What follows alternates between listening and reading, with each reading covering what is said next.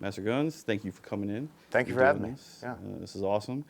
I am the development advisor on this base, and what that is as close as I can get it to how the Corps is I'm my first sergeant. I don't deal with the problems, I deal with making sure that they develop both professionally and personally, whether it is to stay in the military or get out of the military. Okay. Okay. After reading your bio and talking with Major about you in general, I had some questions about specifically like training and intelligence and how we incorporate it into what we do, kind of thing. So my first question for you, Master Guns, is with intel getting to us, what do you think we should be doing with it? What I mean by that is that we get a monthly brief on what is going on either with certain countries or just certain policies, you know, whether it's a balloon in the sky or exercises happening around countries of interest. What should we be doing as an enlisted force with that information? Yeah, so a few things, right? So you have information and then intelligence. Intelligence should come with the caveat of an analytical thought or a decision or an idea that kind of takes all that information and says, based on everything we've seen, whether that's open source, whether that's imagery, signals intelligence, human intelligence, whatever it is, here's our analytical assessment of that. And in terms of the military, and I would say even far more important than just an enlisted corps or cadre, is we want to make decisions based on the intelligence that's out there. So the Air Force should be building capability in order to defeat an adversary.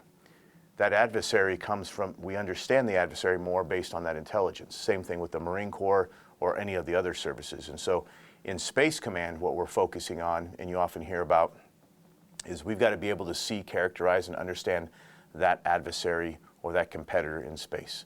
And so we're trying to get as much understanding of the domain and making sure the joint force has a healthy appreciation and respect for that, so that when we're doing missions, we understand where satellite communications come from, ISR, intel surveillance and reconnaissance, precision navigation and timing. Anything we do in the armed forces, the great enabler is space.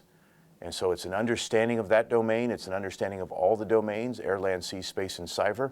And the intelligence gives us that critical information so that we understand where we need to put resources, where we need to do education, training, and conduct exercises so that we're executing and able to deter an adversary or defeat if we have to. Definitely. That's awesome. I appreciate that. Yes, sir. With that in mind, you mentioned exercises. When we do exercises, we're pretty ground pound, right? Like you have an objective in front of you, you either, execute or you avoid, usually, right? One facet or another. Space is a whole different ballgame. And a lot of us, if we said we're going to exercise with space, right, we don't really have a way of doing that. In your opinion, or based off of what you've seen, how do you think we should be either exercising or adjust to incorporate the space domain with that? Yeah, we actually do. It may be transparent to anyone, but to your first statement you made, if we have an adversary in front of us, well, how do we know that? We likely got that from intelligence, and that likely came from a space-based capability.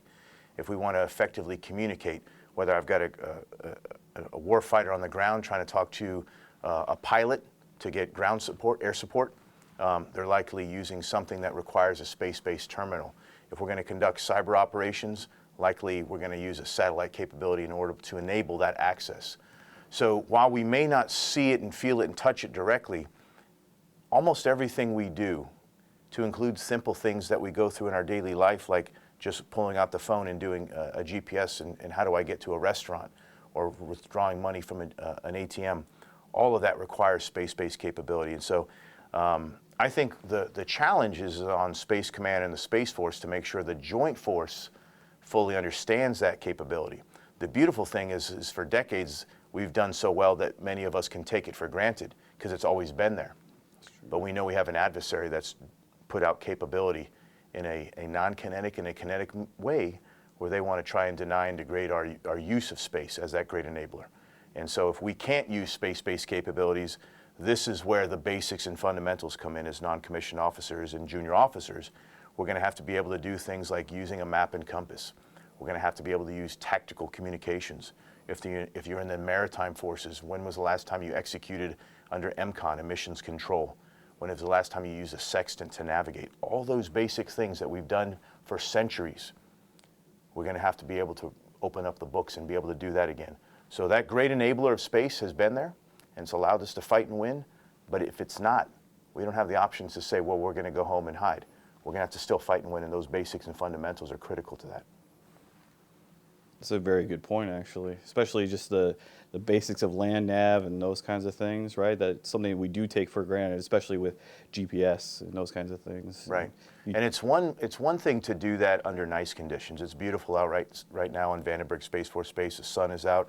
But can you do it when it matters, right? So when it's cold and wet, when you're tired and hungry, when rounds are coming down range over your head. So tough and realistic training is critical too.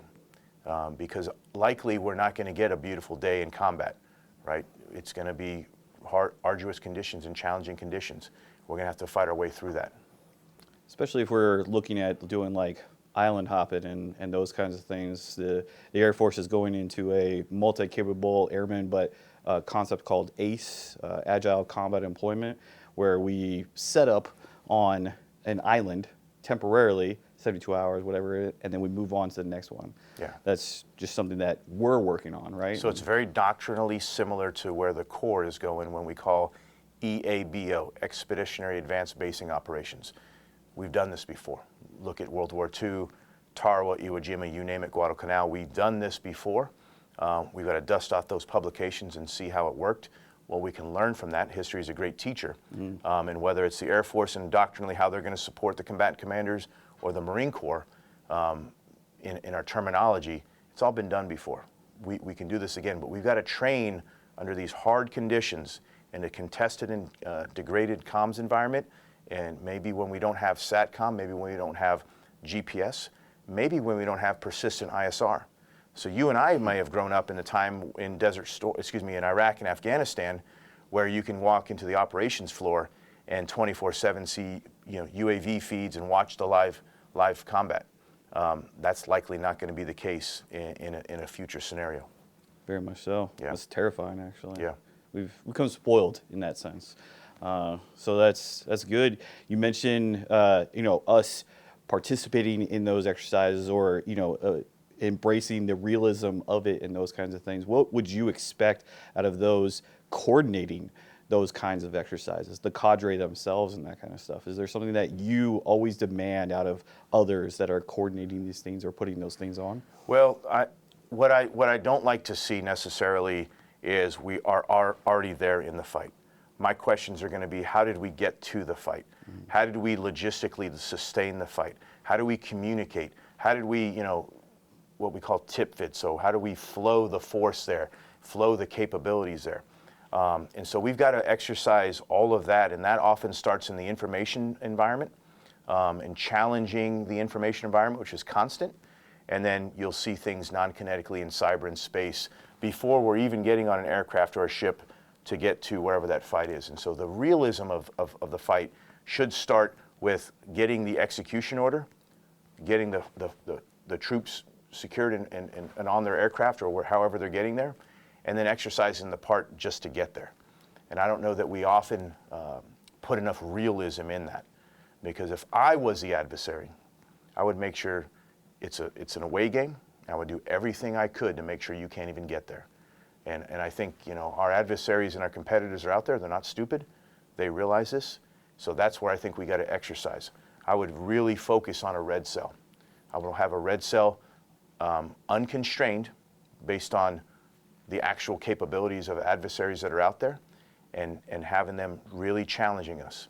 And the good thing is when you do that, when you challenge yourself in training, you potentially bleed less in combat, right? Very much.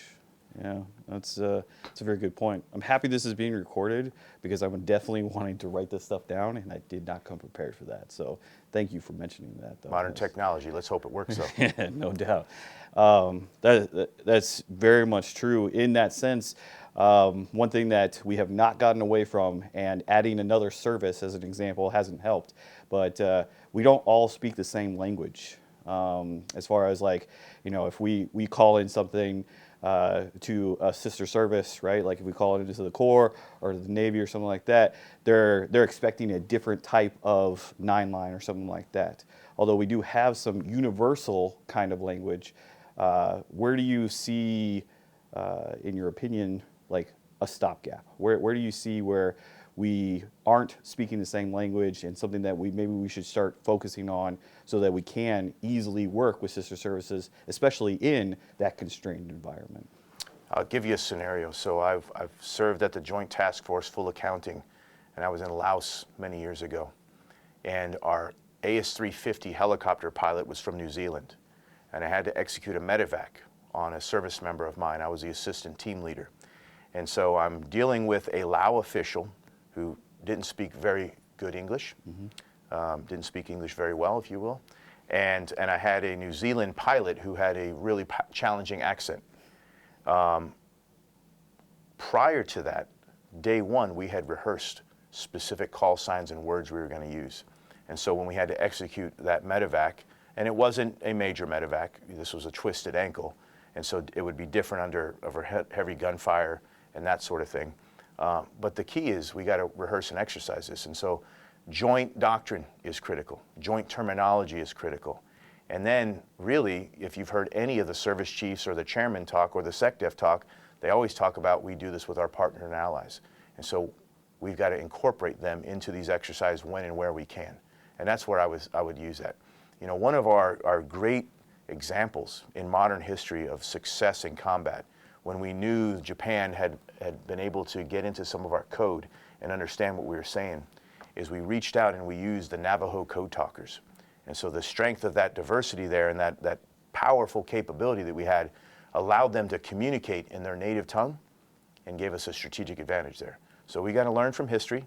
We've got to train and exercise in a real environment with our partners and allies so that we can embrace and understand those challenges beforehand and figure out ways to mitigate those. Wow. Do you think history is repeating itself? Well, history repeats itself. I would say what we need to do as military members is make sure we give our elected leaders, our diplomats, and everyone else we need to be ready so that they can negotiate peace and they can make sure that we can deter conflict. And so we don't have the luxury of saying, I don't think it's going to happen tomorrow. We've got to be ready for potential actions. And that gives them, those diplomats and those leaders, the buffer to negotiate and make sure that we can continue to have a peaceful environment. So I don't know. I hope it doesn't repeat itself. I certainly, having served in combat many times, would love to see global peace break out, but I'm not optimistic of that. And so as a service member, especially a senior enlisted of Space Command, I can tell you we are heavily focused on warfighting. We are heavily focused on readiness. That's why we're here this week. I brought all my senior enlisted leaders out to make sure that we talked about this. In a highly classified environment, we talked about the threat. We know what the issues and challenges are, and we are laser focused on making sure we're ready for our commanders. That's amazing. I appreciate that comment Yeah. specifically. One last thing for you. I do a lot with our brand new generation coming through, preparing them to get into not the job itself, but just become a warfighter or get into an operational mindset. Is there anything that you think either you would pass along as a message or I could pass along as a message so that these new airmen and guardians coming in are that laser focus to ensure they're ready for that war? So I came in 1993, January 93 to be exact. That was a couple days ago. And my sergeant major had served in Vietnam. And so for a while, I was that new generation as well. What I would offer to folks is some folks get focused on their AFSC, their MOS job rating, whatever you would say, is we got to get in the mindset of this is a profession. So we just had the NFL draft. The college football season was over, but the professionals continued to train and prepare and get ready so that they would have a higher draft rating. That's what we need to be mindful of, is we are professional combat athletes. We consistently are training, are getting ready, we're reading, we're studying, we're preparing, we're exercising, we're executing physical activity, all of the things we need to do so that we can be ready. Again, hoping that conflict doesn't break out, But we got to be ready for a lot of things, especially in the Air Force and the Space Force, right? Humanitarian disaster relief operations, we're going to need you to either execute the NEO, the non-combatant evacuation, where maybe there's an earthquake where we got to rescue third country nationals, American citizens. We got to be ready for a variety of things.